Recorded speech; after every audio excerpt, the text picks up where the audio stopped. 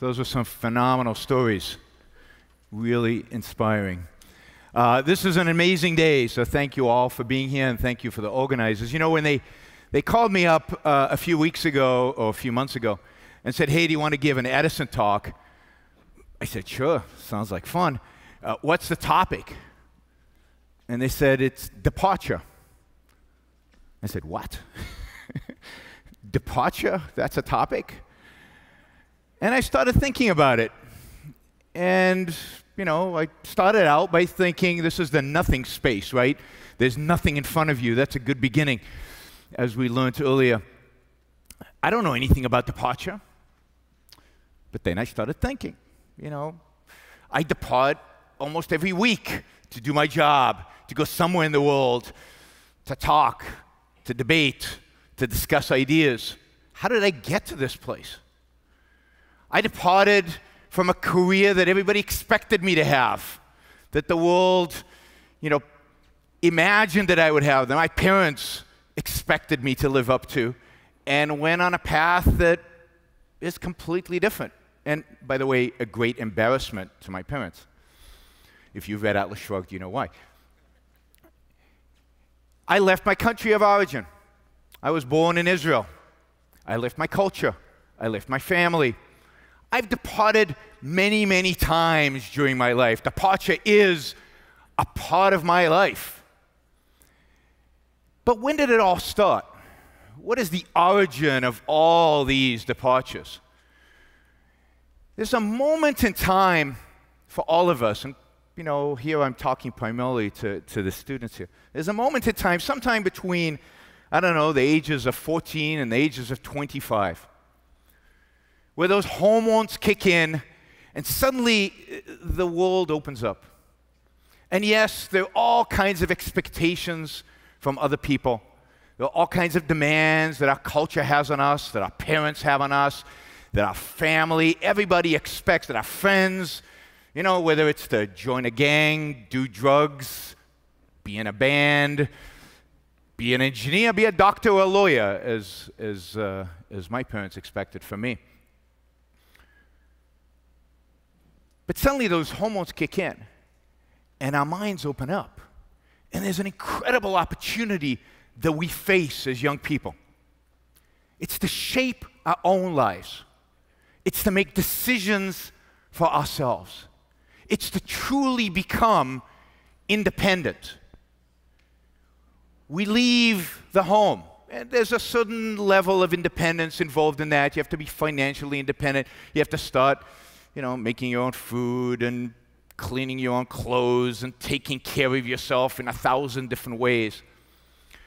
But there's a much more fundamental issue at stake during these years when we're maturing into adulthood.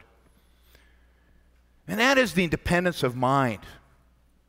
Discovering our own mind, discovering who we are, discovering the ideas that are right for us, discovering what we believe the truth to be.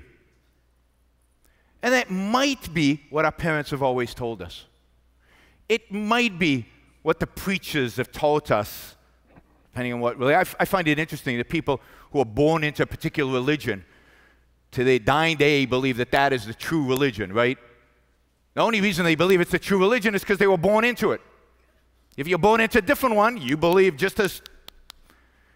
Between the age of 15 and 25, this is the period we're going to challenge all that.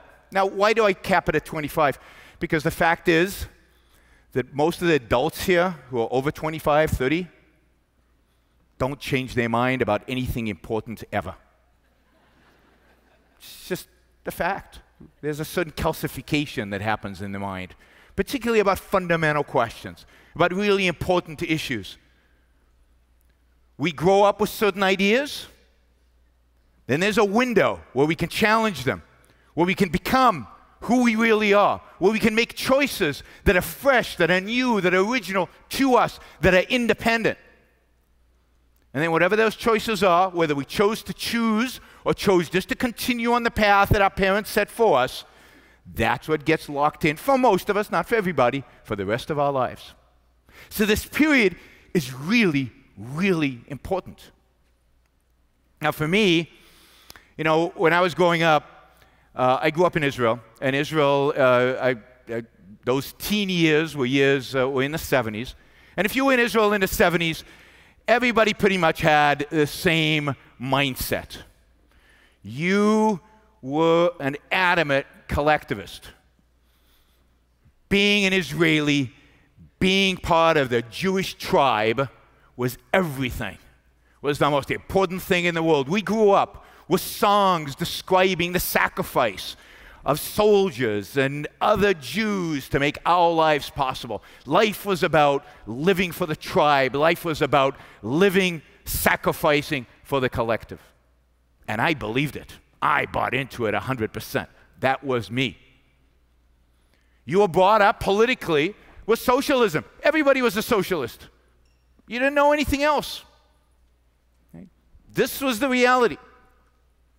So your life belonged to the group, and the group got to make decisions, which basically is socialism. And I had a friend who was spouting these kind of capitalist ideas.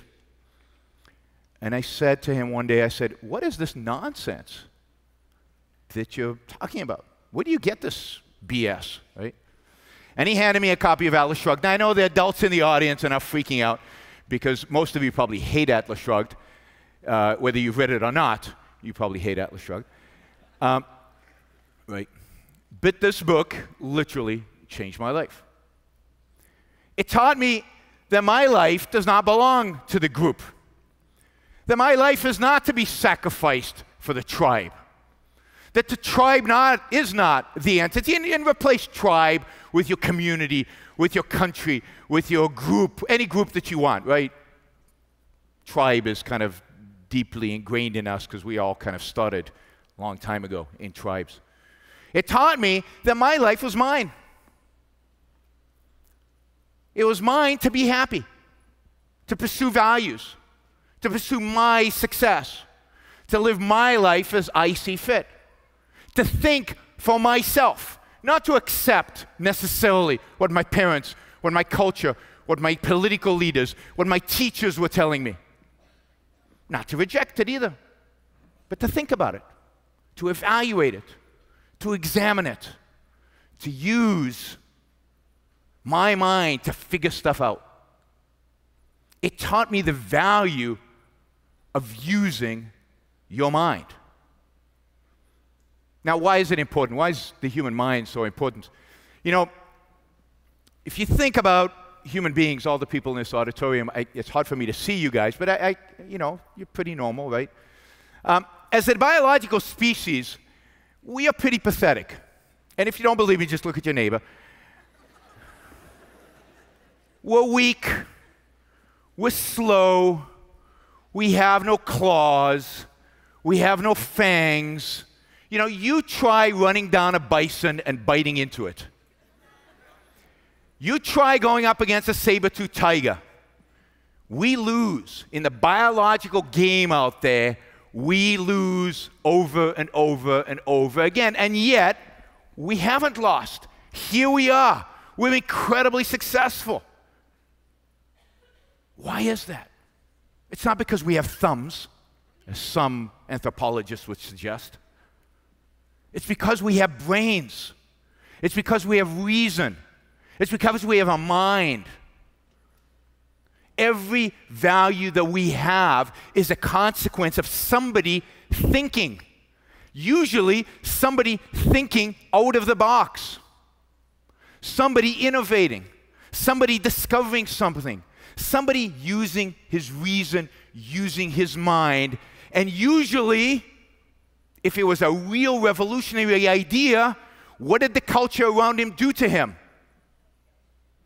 Burn him at the stake, crucify him, put him under house arrest. The historical examples are numerous. The real breakthroughs are not well tolerated. You know, none of us here have the gene to make clothes. Somebody had to figure that out, and it's not easy. You try cutting up an animal and turning it into clothing, or taking cotton and turning it into a jacket. None of you know how to do this. I can guarantee that. But some genius somewhere thousands of years ago, figured it out. Agriculture, you guys have the gene for agriculture? There might be some farmers here. But even then, it's not a gene.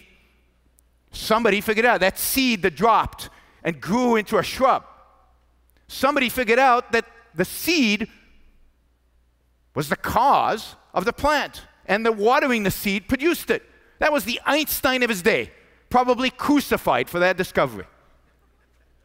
And then somebody had to take that discovery and turn it into an industry called agriculture. Actually do the work. That was the Bill Gates or Steve Jobs of his day, the entrepreneur who turned it into profit-seeking. And he was probably vilified forever for being greedy and thinking only of himself, as we do to most of our very successful entrepreneurs. Okay, successful entrepreneurs we tolerate. It's the real successful ones we don't like. But all of that is a consequence of the use of your mind, of the use of reason. That is our unique means of surviving, of thriving, of achieving happiness, of achieving success, and what it means to be independent, really independent.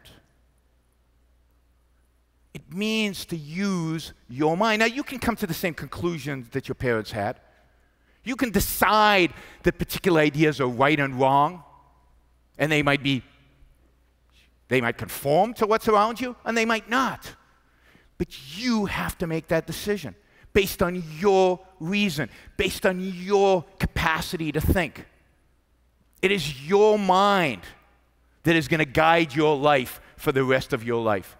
Use it well, use it now, and use these years where there's this opening, where you're open to the world, to challenge yourself.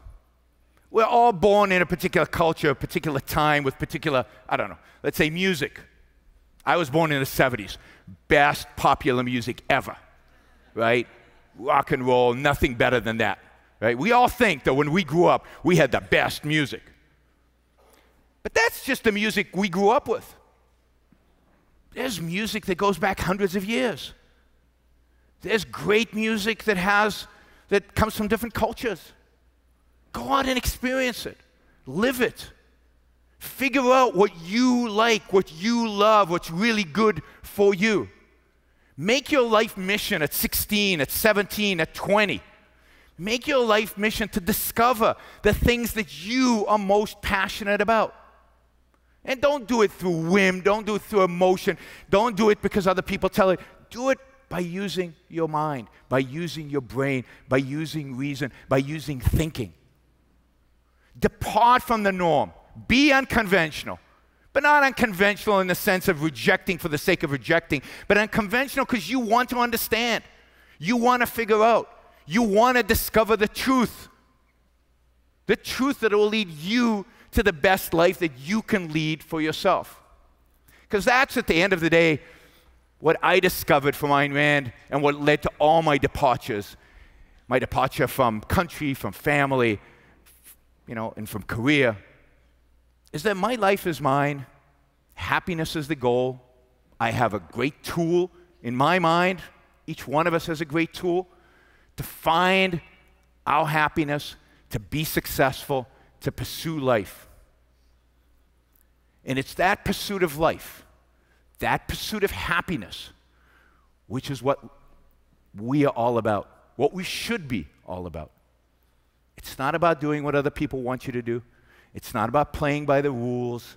It's not about following your friends.